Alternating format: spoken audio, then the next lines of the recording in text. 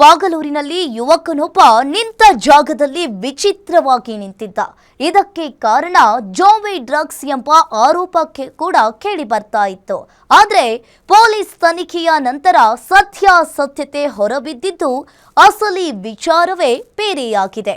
ಏನಿದು ಈ ವಿಚಾರ ಅಂತೀರಾ? ಹೇಳ್ತೀವಿ, ಸ್ಟೋರಿ ನೋಡಿ. ಬೆಂಗಳೂರಿನಲ್ಲಿ ಜಾಂಬಿ ಡ್ರಗ್ಸ್ ಅಸಲಿ ಸತ್ಯ ಬಯಲು. ಸೋಷಿಯಲ್ ಮೀಡಿಯಾ ಕಿರಾತಕನಿಗೆ ಸರಿಯಾದ ಶಾಸ್ತಿ.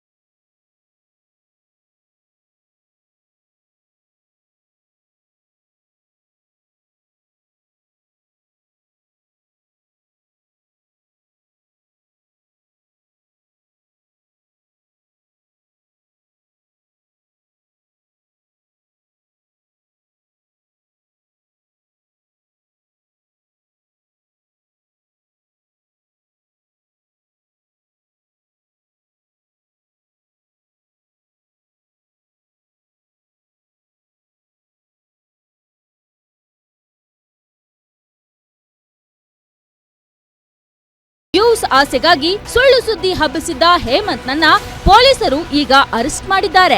ತಾನು ಮಾಡಿದ ತಪ್ಪಿಗೆ ಆತ ಈಗ ಕ್ಷಮೆ ಕೇಳುತ್ತಿದ್ದಾನೆ. ಅಷ್ಟೇ ಅಲ್ಲ, ಈ ಸುಳ್ಳು ವಿಡಿಯೋವನ್ನ ಸರಿಯಾಗಿ ಪರಿಶೀಲಿಸದೆ ಶೇರ್ ಮಾಡಿದ ಪ್ರತಿಯೊಬ್ಬರ ಮೇಲೂ ಕ್ರಮ ಕೈಗೊಳ್ಳುವುದಾಗಿ ಬೆಂಗಳೂರು ಪೊಲೀಸ್ ಕಮಿಷನರ್ ಶ್ರೀ ಸೀಮಂತ್ ಕುಮಾರ್ ಸಿಂಗ್ ಅವರು ಎಚ್ಚರಿಕೆ ನೀಡಿದ್ದಾರೆ. ಫಸ್ಟ್ ಆಫ್ ಆಲ್ ನಾನು ಒಂದು ಸ್ಪಷ್ಟೀಕರಣ ಕೊಡ್ತಾ ಇದ್ದೀನಿ.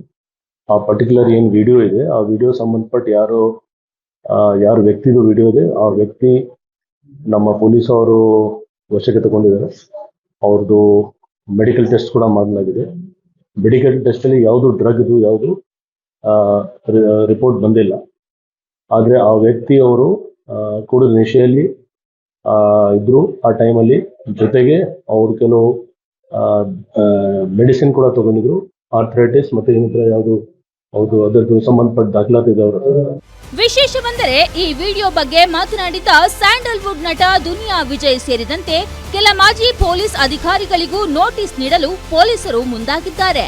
ಯಾವುದೇ ವಿಚಾರದ ಸತ್ಯಾಸತ್ಯತೆ ತಿಳಿಯದೆ ಸೋಷಿಯಲ್ ಮೀಡಿಯಾದಲ್ಲಿ ಹಂಚಿಕೊಂಡರೆ ಕಾನೂನು ಕ್ರಮ ಗ್ಯಾರಂಟಿ ಎಂಬ ಸಂದೇಶವನ್ನ ಪೊಲೀಸರು ರವಾನಿಸಿದ್ದಾರೆ.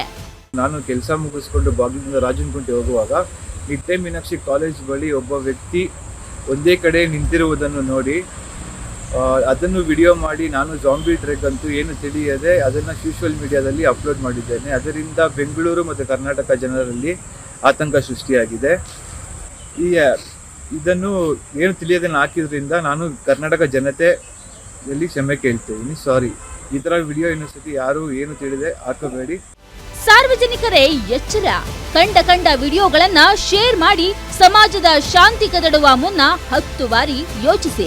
ಇಲ್ಲವಾದರೆ ಕಂಬಿ ಎಣಿಸುವುದು guarantee. Girish Vasishtha, crime bureau, guarantee news, Bengaluru.